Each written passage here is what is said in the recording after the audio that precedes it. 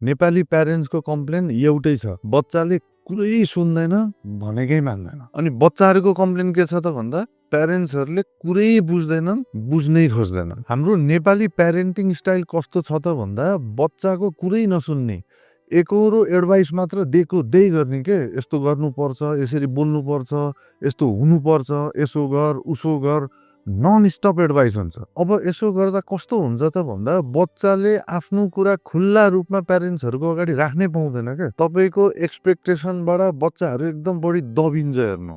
अनि उनीहरूलाई के लाग्छ, प्यारेन्ट्सले कुरै बुझ्दैनन्, त्यो गरेर म भन्दिनँ भन्छ, या चुप लाएर बस्छ, हुन्छ भन्छ, भोलि जस्ताको तस्तै छ, कि चाहिँ रिसाएर हिँडिदिन्छ, झगडा पर्छ।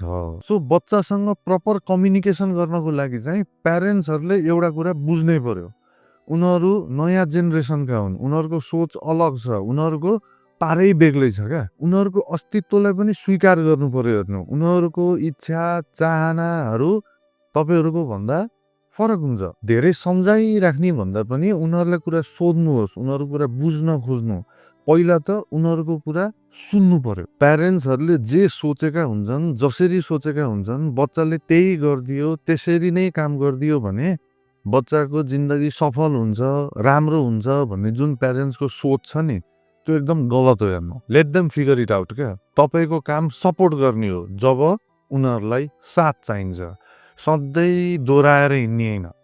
त्यसरी जे भन्यो त्यही मान्न थाल्यो भने बच्चाहरू पछि गएर बोधो हुन्छन्, सोझो हुन्छन्, एकदमै आफ्नो डिसिजन लिनै सक्दैन।